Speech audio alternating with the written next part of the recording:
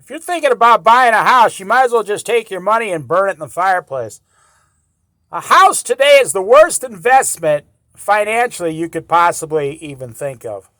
Because here's the things they don't tell you. After your $1,500 a month mortgage, you got to buy a grill, $1,000 grill. You got to buy spatulas. You got to buy the food. You got to buy hoses, a hose container. You got to buy stuff for your lawn. You got to buy a blower. You got to buy a $600 mower, some clippers. You're always buying. You got to buy light bulbs. See, this is why these people stay in business. Oh, then the kids want a bird feeder. Then you need an outdoor grill. Now you need some WD-40 for $20. You're going to need about 100 of these rags. You're going to need 20 cans of this paint the first year. You're going to need more paint for the inside. You're going to need all the gutter. Now you got to clean your gutters. Now you're going to need rakes and pitchforks. You're not a farmer, but you bought a house, so you need a pitchfork, shovels, axes, hatchets. You're going to need about 25 gallons of Gorilla Glue. I think people buy a house, they're like, I'm always going to get my money back. My payment's only $1,500 a month. I'll be fine. No, you're lying to yourself. You're falling for what the bank's telling you. Then you got to pay taxes, school taxes, property taxes, state taxes, federal taxes. Then they're going to force you to get solar someday for about $40,000 within 10 years. You will buy owning a house close to $500 in paintbrushes over the life of that house that you own it. Interest rates are going up, up, up, up, up. So you tell me, I did a great financial thing. If you want to buy a house, go ahead, buy a house. I'm not against people buying a house if they pay cash for it. Or if you got the money and you put like 50% down so you're never upside down, and then you can get like a 3% interest rate. You go in there, you put 5 or 10% down on a $300,000 house today, you're already losing for the next 15 years. And the bank is laughing and swimming in the interest that you're paying them every single month. Because they got this little gimmick going. Oh, you don't want your credit report to get dinged. You better make your payments on time for the next 30 years. Do you know that so many people are having trouble buying houses now that new housing sales have just gone down 18% last month in all of America? 18%. Do you know in the poor cities, the poor neighborhoods, the poor cities, this is the first time the federal government just approved this through all the banks. I'm not making this up. They call it a lifetime housing loan. You are now allowed to get for the first time ever in America, you are allowed to get a 40-year loan for a house. Why are they doing that to people? They say, well, we're trying to get people out of poverty. No, that sounds like something Pharaoh did to the Israelites in the Old Testament, turning them into slaves, slave labor. We're trying to get you out of poverty. All you got to do is work for 40 years, never miss a payment, and then you'll own this house. You have got to be kidding me. If you're in one of these poor cities and you buy a $250,000 house, over 40 years at 6% interest, you are going to pay $800,000 for that house. You're like, well, we're trying to get you out of poverty. No. Don't fall for it. Do not buy a house unless you can put 15 or 50% down. You know, back in the day, we would buy land and then put a house on it and then 10 years later add a room to it.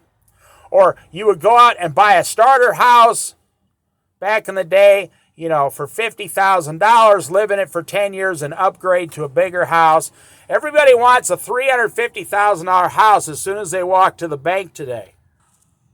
So this here, I have a friend who told me once, he owns a $250,000 house. He added it up over the years, 30 years. He said he's probably spent $100,000 just maintaining the house. Just maintaining the house. There's another $100,000 in 30 years. But they're not going to tell you that at the bank. The bank's not going to come and paint the house for you. Okay, last thing here. They did a survey of millennials that bought a house, went from an apartment to a house within the last 3 years over the pandemic. It's pretty obvious what they found. Millennials who bought a house as a couple, married, whatever, 40% of them regret buying the house and they're trying to sell it as fast as they can. But guess what? They're upside down in the interest. So they can't sell the house real quick. They said owning a house has taken away all our freedom.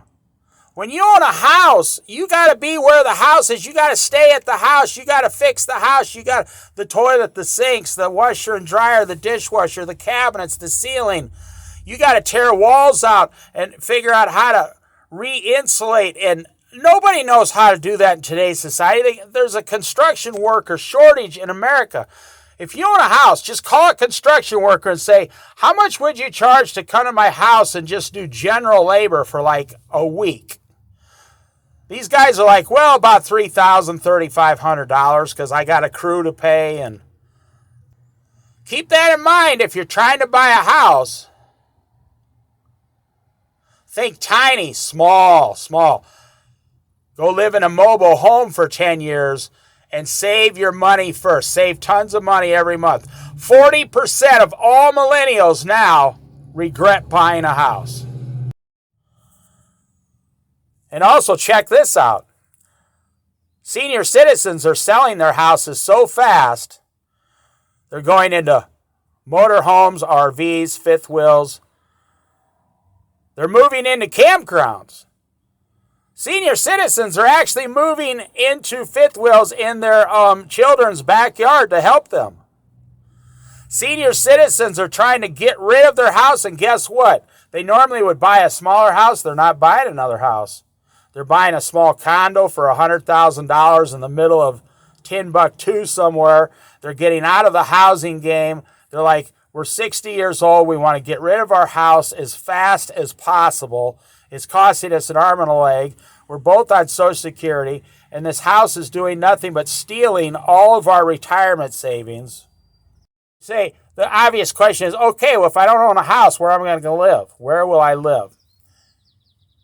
Well, do you think, before I answer you, do you think the answer is to spend $800,000 on a house for 30 years? Because interest rates are going to go up 4 more times by next year. That's according to the Fed. Interest rates are going to go over 6 and 7%. They say they are.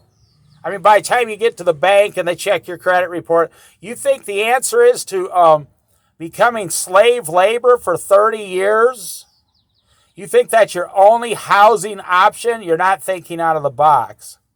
You're thinking too small. And actually, you should be thinking small. You should be like, well, maybe we should rent a house from some old lady for $1,000 a month. Think small. My son and his wife and my 2 grandkids live in a trailer. They live in a really nice trailer in a small town and pay about $600 a month for rent. That gives you an opportunity to save a lot of money over time. And if they say, well, you can't stay here, that's fine. You just hook up your trailer and go to another place and live there. And they're all happy. Everybody's happy. I notice everybody is miserable who has a mortgage today. If you have a mortgage today, you're miserable. If you are mortgage free, you don't have a mortgage, you are happy financially.